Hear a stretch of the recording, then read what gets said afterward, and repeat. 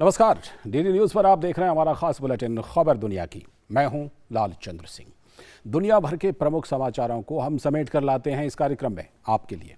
आज के अंक में अफगानिस्तान का ताज़ा हाल, अफ्रीकी देश गिनी की सत्ता में बड़ा उलटफेर, G20 देशों के बीच कोविड टीकाकरण पर बनी बड़ी सहमति, साथ में और भी बहुत कुछ। लेकिन सबसे पहले हेडलाइंस। अफगानिस्तान में रेजिस्टेंस फोर्स का आखिरी किला पंजशीर घाटी ढेर। तालिबान ने पंजशीर के गवर्नर हाउस में अपना झंडा लहराने का वीडियो जारी कर किया कब्जे का दावा। NRF ने तालिबान के दावे को किया खारिज, कहा प्रतिरोध जारी अभी भी रणनीतिक स्थिति में मौजूद।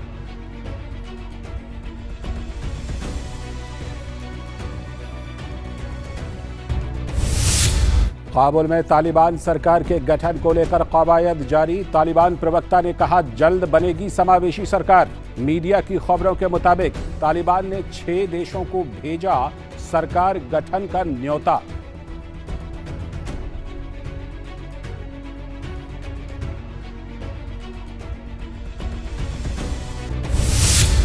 पश्चिमी अफ्रीकी देश गिनी में सैन्य विद्रोह के बाद राष्ट्रपति अल्फा कोंडे को बंधक बनाया गया। सरकार और संविधान को किया भंग। संयुक्त राष्ट्र सहित कई देशों ने इसकी निंदा की।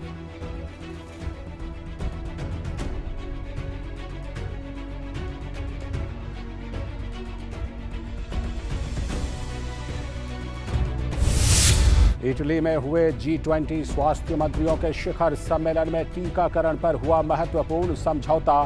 गरीब देशों में टीकाकरण को गति देने के लिए बनी सहमति। किसी को भी टीके की खुराक से वंचित न रहने देने का लिया संकल्प।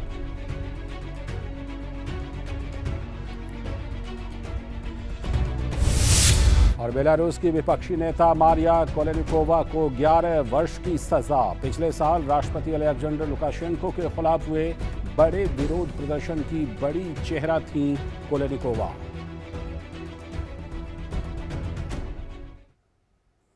तो ये थी हेडलाइंस और अब देखते हैं खबरों को विस्तार से। और सबसे पहले खबरें एशिया महाद्वीप से।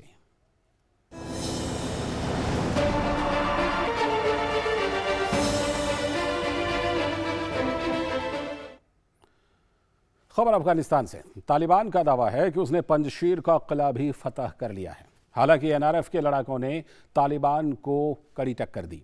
इस लड़ाई ने अगर किसी का चेहरा फिर से बेनकाब किया है तो वो है पाकिस्तान, जिसने अफगानिस्तान पर परोक्ष रूप से कब्जा करने की नीयत से सारी रणनीति तय की। हालांकि अफगानिस्तान में पाकिस्तान के दखल और तालिबान की सरकार पर मुस्लिम देश भी बटे हुए हैं। ईरान ने पंजशीर की लड़ाई में पाकिस्तान की भूमिका की जांच की मांग भी कर दी है। अफगानिस्तान में विद्रोहियों का आखिरी किला पंजशीर घाटी भी तालिबान के कब्जे में आ जाता दिख रहा है। पंजशीर एक ऐसा किला था जिस पर सोवियत सेना भी कब्जा नहीं कर पाई थी, लेकिन तालिबान ने इस पर कब्जा किए जाने का दावा किया। न्यूज़ एजेंसियों के मुताबिक पंजशीर पर कब्जे में तालिबान और पाकिस्तानी सेना ने जमकर खूनी खेल खेला। खबरों में बताया गया है कि तालिबान ने पाकिस्तानी वायुसेना और ISI की मदद से जंग में बड़ा उत्पात मचाया। अब तालिबान सुरक्षित और स्थिर अफगानिस्तान की बात कर रहा है।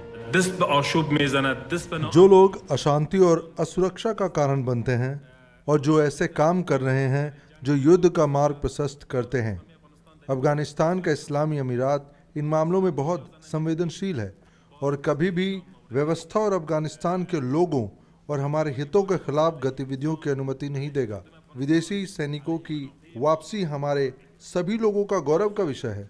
हम चाहते हैं कि इस बार कब्जे की समाप्ति के बाद अफगानिस्तान पूरी तरह से सुरक्षित, स्थिर और समृद्ध घर हो। रविवार की रात को तालिबान और पाकिस्तानी सेना ने जमकर खूनी खेल खेला। इस कार्रवाई में अहमद मसूद को बड़ा झटका लगा और उसके प्रवक्ता फहीम दश्तीद और शीर्ष कमांडर जनरल साहिब अब्दुल वदूर झोर की मौत हो गई।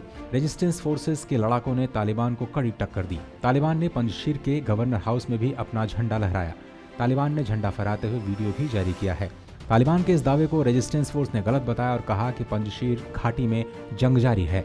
रेजिस्टेंस फोर्स के नेता अहमद मसूद ने ट्वीट कर तालिबान के उस दावे को खारिज किया जिसमें कहा गया था कि विरोधी दल के नेताओं का कुछ पता नहीं। उन्होंने कहा कि मैं सुरक्षित हूँ, मित्र चिंता न करें। इस बीच नेशनल रेजिस्टेंस फोर्स ने कहा कि उनका पंजशीर घाटी में तालिबान विरोधी प्रतिरोध जारी है और वो अब भी रणनीतिक स्थिति में मौजूद हैं। तालिबानी प्रवक्ता ने सरकार के गठन के मुद्दे पर यही कहा कि वहां एक समावेशी सरकार बनेगी। उन्होंने कहा कि नई सरकार के गठन की घोषणा पर उन्होंने कहा कि अफगानिस्तान में ये कभी भी हो सकता है। एक विदेशी न्यूज चैनल के मुताबिक तालिबान द्वारा तुर्की, चीन, रूस, ईरान, पाकिस्तान और कतर को सरकार गठन में शामिल होने का न्योता भेजा गया है। ये सभी देश लगातार तालिबान का समर्थन करते आए हैं और अब जब सरकार बन रही है तो इन्हें न्योता भी भेजा गया। इस बीच काबुल में घरेलू उड़ानें शुरू हो चुकी हैं और वहां से अंतर्राष्ट्रीय उड़ानों के शुरू होने का इंतजार है। तुर्की और कतर की सरकारें काबुल एयरपोर्ट पर दोबारा सेवाएं शुरू करने में मदद कर रही हैं। उड़ान संचालन शुरू हो गया है और हमें हवाई अड्डे पर शांति बनाए रखने के लिए यहाँ तैनात किया गया। हवाई अड्डे के अंदर खतरा पैदा करने वाली किसी भी चीज के प्रवेश को रोकने के लिए हम यहाँ सामान की जांच करते हैं। संयुक्त राष्ट्र में मानवीय मामलों के महासचिव मार्टिन ग्रिफिथ्स ने तालिबान के नेता मुल्ला बरादर से मुलाकात की। काबुल के विदेश मंत्रालय में हुई इस मुलाकात के दौरान मार्टिन ग्रिफिथ्स ने कहा कि संयुक्त राष्ट्र अफगानिस्तान के साथ अपना समर्थन और सहयोग जारी रखेगा। मार्टिन ने मुल्ला बरादर से मुलाकात करने के बाद ट्वीट करते हुए कहा, मैंने अफगानिस्तान में लाखों ज़रूरतमंद लोगों को निष्पक्ष मानवीय सहायता और सुरक्षा प्रदान करने के लिए संयुक्त राष्ट्र की प्रतिबद्धता की पुष्टि करने के लिए तालिबान के नेतृत्व से मुलाकात की। इस बीच अफगानिस्तान के साथ अमेरिका के नए अध्याय की घोषणा करने के एक हफ्ते बाद अमेरिकी विदेश मंत्री एंथनी ब्लिंकन इस सप्ताह सहयोगियों के साथ एक संयुक्त मोर्चा बनाने का लक्ष्य रखेंगे।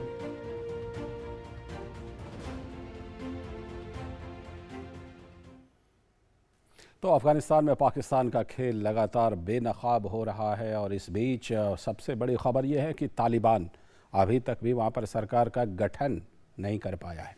अब खबर इसराइल से। इसराइल की गिलबोआ जेल के एक ही सेल में बंद 6 खूंखार कैदी सोमवार को अचानक भाग गए, जिसके बाद सुरक्षा बलों ने तलाशी अभियान शुरू कर दिया है और किसी भी हमले से बचने के लिए हाई अलर्ट जारी किया है। पुलिस और सैन्य अधिकारियों ने बताया कि रोश हशानाह हॉलिडे के दिन जेल से भागे इन कैदियों में 4 दोषी और 1 संदिग्ध आतंकी भी शामिल है। सुरक्षा को ध्यान में रखते हुए 400 कैदियों को शिफ्ट किया गया है। कैदी जेल में बनी सुरंग की मदद से भागे हैं। जेल के आसपास बड़ी तादाद में पुलिस अधिकारी मौजूद हैं। ये लोग ड्रोन और हेलीकॉप्टर की मदद से कैदियों की तलाश कर रहे हैं। सेना और सुरक्षा एजेंसी शिन बेट की भी मदद ली जा रही है। देश में कई जगह चेक पॉइंट लगाए गए हैं, जिनमें गाजा पट्टी के पास का क्षेत्र भी शामिल है। चीन के लिए जर्मनी के नए राजदूत एवं चांसलर एंगेला मर्केल के पूर्व सलाहकार जेन हेकर का निधन हो गया है। जर्मनी के विदेश मंत्रालय ने सोमवार को ये जानकारी दी। विदेश मंत्रालय ने एक संक्षिप्त बयान में बताया कि नए पद का कार्यभार संभालने के कुछ ही दिन बाद जेन हेकर का निधन हो गया। वो 54 साल के थे। हेकर ने 24 अगस्त को बीजिंग में अपना राजदूत का पद ग्रहण करने से पहले जर्मन चांसलर एंगेला मर्केल के विदेश नीति सलाहकार के रूप में काम किया था। ताइवान ने कहा है कि चीन के 19 सैन्य विमानों ने उसके इलाके में उड़ान भरी है। इनमें परमाणु बम गिराने वाले विमान भी शामिल हैं। ये घटना दक्षिणी पश्चिमी हवाई क्षेत्र में हुई है। ताइवान के रक्षा मंत्रालय ने कहा कि उसने उन 19 चीनी विमानों को ट्रैक किया है जो एयर डिफेंस आइडेंटिफिकेशन जोन में उड़ रहे थे, जिसके बाद इसमें सवार चालक दल को चेतावनी दी गई। इन विमानों में 4 H-6 बमवर्षक विमान, 10 J-16 लड़ाकू जेट और 4 सुखोई Su-30 जेट भी शामिल थे। याद रहे कि इससे पहले जून में चीनी वायुसेना के कम से कम 28 विमानों ने एडिस में प्रवेश किया था। उस घुसपैठ के बाद G7 देशों के समूह ने कई मुद्दों पर चीन की आलोचना की थी और ताइवान में शांति और स्थिरता के महत्व को दोहराया था। और अब बात पैरालंपिक्स की। टोक्यो पैरालंपिक में शानदार प्रदर्शन करने के बाद भारतीय पैरा एथलीट्स आज भारत वापस लौट आए। दिल्ली के IGI एयरपोर्ट पर इन खिलाड़ियों का भव्य स्वागत किया गया। टोक्यो पैरालंपिक में भारत का रिकॉर्ड तोड़ प्रदर्शन देखने को मिला था और भारत ने 5 स्वर्ण समेत कुल 19 पदक जीते।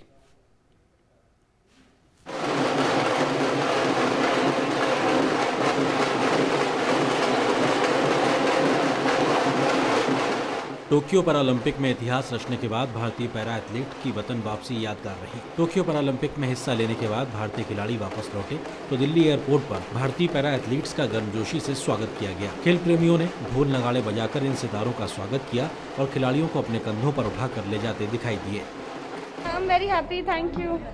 I'm just focusing on now. Thank you so much. Thank you. आप लोगों का बहुत आभारी हूँ, पूरे देशवासियों का। मुझे भरोसा नहीं था कि इतना प्यार हमें भारत की धरती पर रखते ही मिल जाएगा। और आप लोगों की जो प्यार था वो ताकत बन के यहाँ तक पहुँचा हूँ मैं।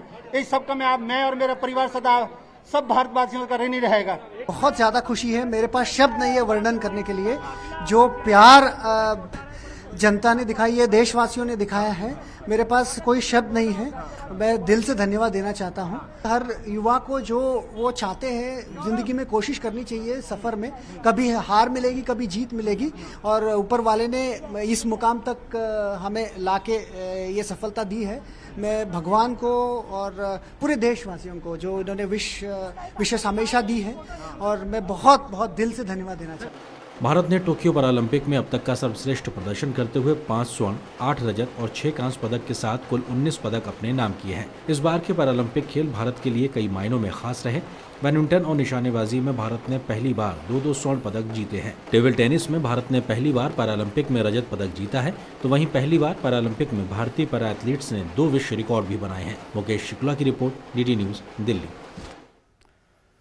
तो चैंपियंस की घर वापसी पर यह भव्य स्वागत। और अब खबर न्यूजीलैंड से, जहां सबसे बड़े शहर ऑकलैंड को छोड़कर देश के अधिकतर हिस्सों से लॉकडाउन तहत लगाई गई पाबंदियों को मंगलवार को हटा ली जाएंगी। सरकार ने मंगलवार को इसकी घोषणा करते हुए संकेत दिया कि ऑकलैंड में कम से कम अगले 1 सप्ताह तक कठोर पाबंदियां लागू रहेंगी। न्यूजीलैंड पिछले महीने से ही कोरोना वायरस के डेल्टा वेरिएंट से संघर्ष कर रहा है। हाल ही में संक्रमित पाए गए सभी मरीज ऑकलैंड के ही हैं। शहर में सोमवार को भी संक्रमण के 20 नए मामले दर्ज किए गए। प्रधानमंत्री जेसिंडा अर्डर्न ने सोमवार को कहा कि न्यूजीलैंड अपने अधिकतर कोविड-19 लॉकडाउन को इस हफ्ते हटा लेगा। देश का सिर्फ ऑकलैंड शहर कड़े प्रतिबंधों के तहत फिलहाल रहने वाला है। श्रीलंका के प्रख्यात गायक, गिटार वादक और संगीतकार सुनील परेरा का आज 68 वर्ष की आयु में कोलंबो में निधन हो गया। वो पिछले दिनों कोरोना से ग्रस्त होने के बाद स्वस्थ हुए थे, लेकिन अचानक तबीयत बिगड़ने पर उन्हें वापस अस्पताल में भर्ती कराना पड़ा था। वो श्रीलंका के लोकप्रिय बैंड द जिप्सीज के मुख्य गायक थे। उन्हें श्रीलंकाई संगीत विधा बैला के सबसे बड़े कलाकारों में से एक माना जाता था। 14 सितंबर 1952 को पैदा हुए सुनील परेरा ने 11 वर्ष की आयु में गिटार बजाना शुरू किया था। उसके बाद वो संगीत की दुनिया में लोकप्रियता के जीने चढ़ते ही चले गए। और अब खबरें अफ्रीकी महाद्वीप से।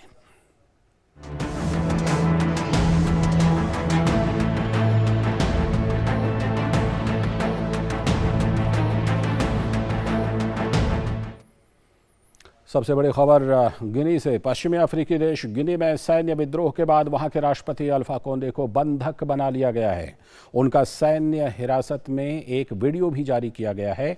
सैन्य विद्रोह का नेतृत्व करने वाले कर्नल डोम्बोया ने प्रधानमंत्री सहित सभी मंत्रियों और अधिकारियों की बैठक की। सभी के विदेश जाने पर रोक लगा दी गई है।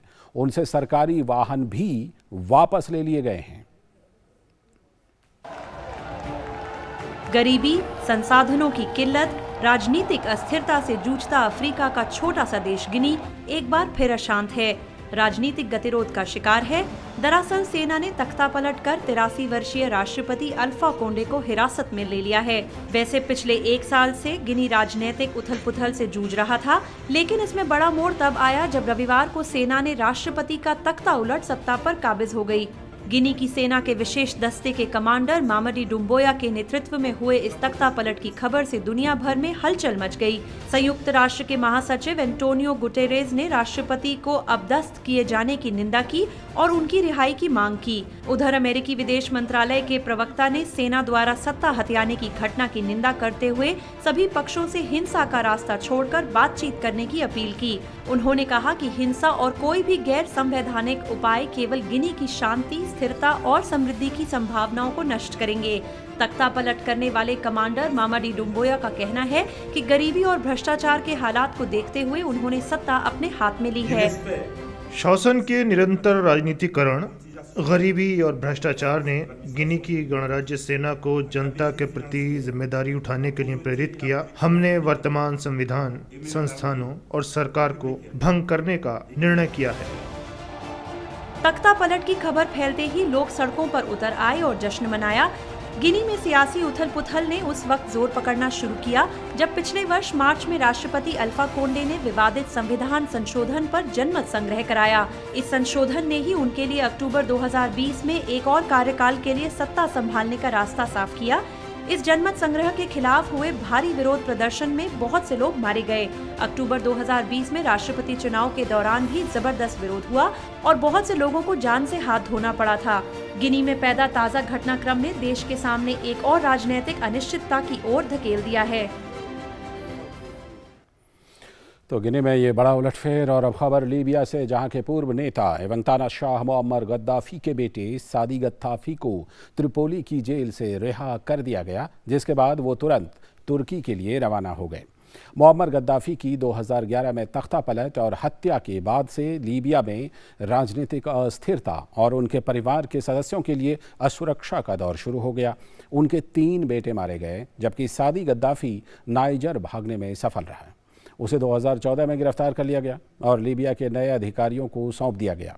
सादी गद्दाफी अपने पिता के शासन के दौरान एक पेशेवर फुटबॉल खिलाड़ी हुआ करते थे। प्रत्यर्पण के बाद उन पर 2011 के विद्रोह के दौरान प्रदर्शनकारियों के खिलाफ किए गए विभिन्न अपराधों और 2005 में लीबिया के फुटबॉल खिलाड़ी बशीर रायानी की हत्या समेत कई आरोप लगाए गए।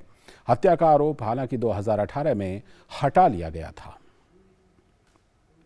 और अब खबरें यूरोप से।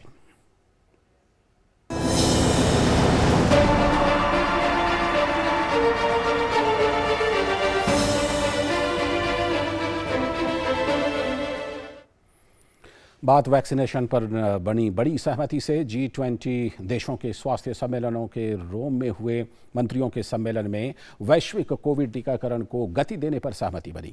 सम्मेलन के बाद इटली के स्वास्थ्य मंत्री ने कहा कि कोई भी देश टीकाकरण में पीछे नहीं छूटना चाहिए। उन्होंने बताया कि रोम समझौते पर सभी देशों ने हस्ताक्षर किए। इसके अनुसार कोई भी टीके से वंचित नहीं रहना चाहिए। उन्होंने कहा कि मजबूत देशों में G20 देशों को टीकाकरण अभियान में कमजोर देशों की सहायता करनी चाहिए। ये तुरंत होना चाहिए, यहीं से और अभी से। पिछले साल बेलारूस के राष्ट्रपति अलेक्जेंडर लुकाशेंको के खिलाफ बड़े पैमाने पर विरोध प्रदर्शन करने वाले नेताओं में से एक मारिया कोलेनकोवा को सोमवार को 11 साल की जेल की सजा सुनाई गई। कोलेनकोवा और एक अन्य वरिष्ठ विपक्षी व्यक्ति मैक्सिम जंग पर उग्रवाद और अवैध रूप से सत्ता हथियाने की कोशिश करने का आरोप लगाया गया था। हालांकि दोनों ने अपने ऊपर लगे आरोपों को बेतुका बताया। जंग को 10 साल की सजा सुनाई गई है। सितंबर में यूक्रेनी सीमा पर सुरक्षा बलों के देश छोड़कर जा रही कोलेनकोवा का पासपोर्ट उन्होंने जब्त कर लिया और हिरासत में ले लिया था। संगीतकार से राजनेता बनी कोलेनकोवा अगस्त 2020 के राष्ट्रपति चुनाव के दौरान विपक्षी आंदोलन का बड़ी चेहरा बनकर उभरी थीं। प्रदर्शनकारियों ने लुकाशेंको पर चुनाव में बड़े पैमाने पर धांधली का आरोप लगाया था। और बेलारूस के विपक्षी नेताओं को सजा दिए जाने की अमेरिका ने कड़ी आलोचना की है। अमेरिकी विदेश मंत्री एंटनी ब्लिंकन ने ट्वीट किया कि बेलारूस के विपक्षी नेताओं को दोषी करार देकर सजा देना अन्यायपूर्ण है। हम उनके तुरंत और बिना शर्त रिहाई की मांग करते हैं। साथ ही लुकाशेंको प्रशासन द्वारा बंदी बनाकर रखे गए सभी राजनीतिक कैदियों की रिहाई की भी मांग करते हैं। और अगली खबर, मॉन्टेनेग्रो में सर्बियाई चर्च के नए प्रमुख को लेकर हिंसा भड़क उठी। चर्च के नए प्रमुख जब अपना पदभार संभालने पहुंचे तो उनका जमकर विरोध हुआ। पुलिस ने प्रदर्शनकारियों को रोकने के लिए आंसू गैस के गोले दागे, जिसमें कई लोग घायल हो गए। झड़प में पुलिस वाले भी जख्मी हुए। मॉन्टेनेग्रो की आबादी सर्बिया और सर्बियाई रूढ़िवादी चर्च के साथ देश के संबंधों पर गहराई से विभाजित है। देश की 6,20,000 की आबादी का लगभग 1/3 आबादी सर्बियाई है। दरअसल मॉन्टेनेग्रो 2006 में सर्बिया से अलग हुआ था। आज़ादी के बाद से ही राष्ट्रवादी एक ऑर्थोडॉक्स चर्च स्थापित करने के पक्ष में हैं। उठते धुएं के गुबार, नारेबाजी करते लोग, भीड़ को नियंत्रित करती पुलिस। रविवार को संघर्ष के मैदान में तब्दील मॉन्टेनेग्रो का ऐतिहासिक शहर सेंटिजे। कड़ी सुरक्षा के बीच हेलीकॉप्टर से पहुंचे सर्बियाई रूढ़िवादी चर्च के नए प्रमुख बिशप जोआनी कीचिए द्वितीय के अभिषेक के निर्णय ने इस बाल्कन राज्य में जातीय तनाव को नई हवा दे दी। सर्बियाई रूढ़िवादी चर्च के मुख्यालय को देश के छोटे शहरों को काटने के लिए प्रदर्शनकारियों ने रास्ता जाम कर दिया। दरअसल मॉन्टेनेग्रो 2006 में सर्बियाई संघ से अलग होकर नया देश बना था, लेकिन यहाँ के चर्च अभी भी सर्बिया के ही अधीन हैं। सर्बियाई रूढ़िवादी चर्च यहाँ का प्रमुख धर्म है, लेकिन इसके विरोधी बेलग्रेड के हितों की सेवा करने का आरोप लगाते रहे हैं। 2020 में सत्ता संभालने वाली सरकार पर सर्बियाई चर्च के करीबी होने का आरोप लगता रहा है। अभिषेक समारोह को शांतिपूर्ण ढंग से संपन्न कराने के लिए मॉन्टेनेग्रो सरकार ने सुरक्षा के व्यापक बंदोबस्त किए थे। इसी बीच प्रदर्शनकारियों और पुलिस के बीच जमकर झड़पें हुई। भीड़ को तितर-बितर करने के लिए पुलिस ने आंसू गैस के गोले छोड़े, जिसमें कई नागरिक समेत पुलिसकर्मी भी घायल हो गए। प्रदर्शनकारियों को राष्ट्रपति मिलो जुनाकोविच की डेमोक्रेटिक पार्टी ऑफ सोशलिस्ट का समर्थन प्राप्त है। राष्ट्रपति की पार्टी सर्बियाई चर्च पर देश की अखंडता से खिलवाड़ करने और लोगों के हितों की अनदेखी करने का आरोप लगाती रही है। जुकानोविच मॉन्टेनेग्रो में सर्बियाई चर्च के दबदबे पर अंकुश लगाने और एक स्वतंत्र रूढ़िवादी चर्च बनाने की वकालत करते रहे हैं। पिछले चुनाव में 3 दशक बाद डेमोक्रेटिक पार्टी ऑफ सोशलिस्ट को हार का सामना करना पड़ा था। सर्बियाई चर्च के करीबी माने जाने वाले प्रधानमंत्री ज़रादाको किर्कोपिक ने जुकानोविच पर राजनीतिक उद्देश्यों के लिए जानबूझकर हिंसा भड़काने का आरोप लगाया। उन्होंने पुलिस पर हुए हमले को आतंकी घटना करार दिया। ब्रिटेन, जर्मनी समेत कई देशों ने हिंसा के इस घटना की कड़ी निंदा की है। और अब विश्व की संस्कृति की झलक।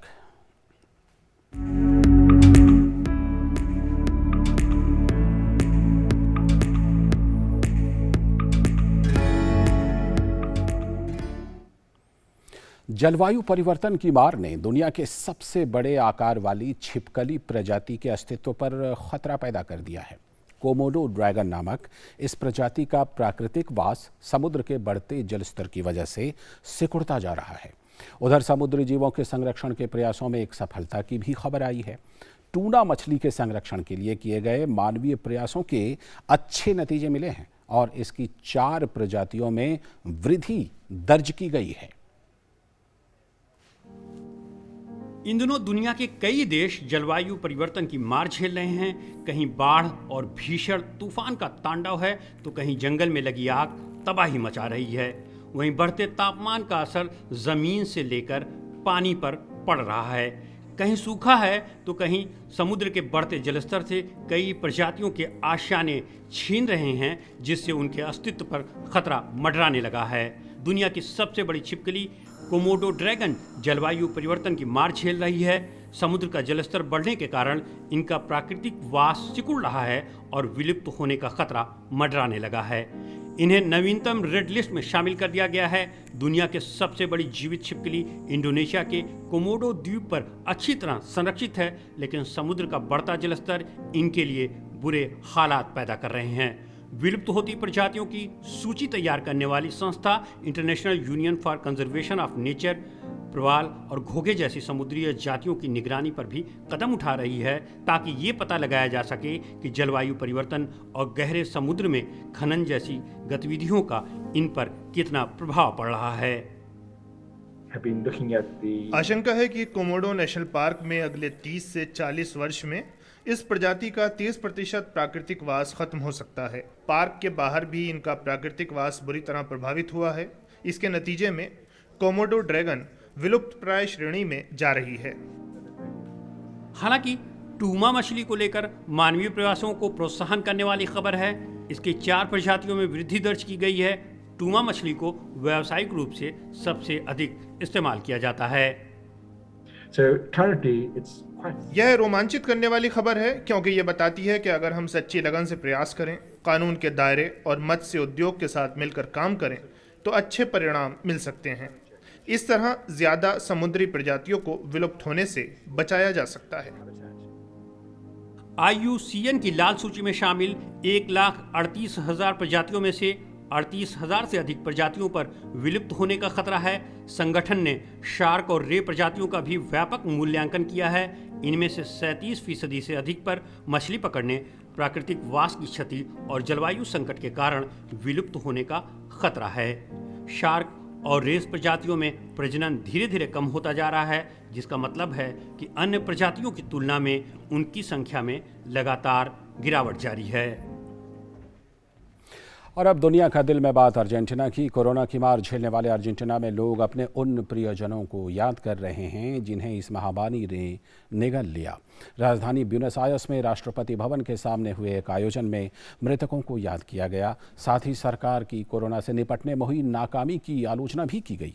इस अवसर पर जमा लोग पत्थरों पर अपने उन प्यारों के नाम और भावुक संदेश लिख कर लाए थे जिन्हें उन्होंने इस आपदा में खो दिया है। महामारी की आंधी में अपनों को खो चुके इन लोगों के लिए ये महज पत्थर नहीं बल्कि यादों और भावनाओं के प्रतीक है। इन्होंने अपने अपने पत्थर पर अपने उन प्रियजनों के नाम लिखे हैं जिन्हें कोविड ने खा लिया। अर्जेंटीना की राजधानी ब्यूनस आयर्स में राष्ट्रपति भवन के सामने जमा ये लोग कोविड महामारी में जान गंवाने वाले लोगों के लिए सामूहिक प्रार्थना भी कर रहे हैं और इस आपदा से निपटने में सरकार की नाकामी पर विरोध प्रदर्शन भी। सेंट मार्टिन स्मारक पर लगाई जा रही इन तस्वीरों में नजर आ रहे हंसते मुस्कुराते चेहरे महामारी की खुराक बन गए हैं। यह उस दुखद चीज की याद है जिसने परिवारों और पूरे देश को प्रभावित किया। यह हमारा दुख प्रकट करने का एक तरीका है। इस प्रदर्शन को पत्थरों के मार्च का नाम दिया गया। ये पत्थर प्यार और खोने के दुख के भावनात्मक संदेशों से इबारत है। हम चाहते हैं यह स्थान एक स्मारक बने, वैसे ही जैसे देश की त्रासदियों के अन्य स्मारक होते हैं। हम इस सरकार से आजिज आ गए हैं, थक गए हैं। यहाँ जमा लोगों में दुख के साथ साथ गुस्सा भी है। सरकार द्वारा महामारी से निपटने में अपनाई गई रणनीति से इन लोगों को बहुत शिकायतें हैं। बीच बीच में ऐसी घटनाएं भी सामने आई जिनसे लोगों का असंतोष और बढ़ा, जैसे राष्ट्रपति अल्बर्टो फर्नांडिस अपनी पत्नी की सालगिरह मनाने में कोविड नियमों का उल्लंघन करते पाए गए। याद रहे कि अर्जेंटीना में अब तक 1,12,000 से अधिक लोग कोरोना की भीड़ चढ़ चुके हैं। महीनों के लॉकडाउन के बाद अब सामूहिक आयोजनों की अनुमति मिली है तो लोग मृतकों का सामूहिक शोक मनाने निकल रहे हैं। और आज के लिए खबर दुनिया की में इतना ही। पूरी टीम को दीजिए अनुमति। नमस्कार।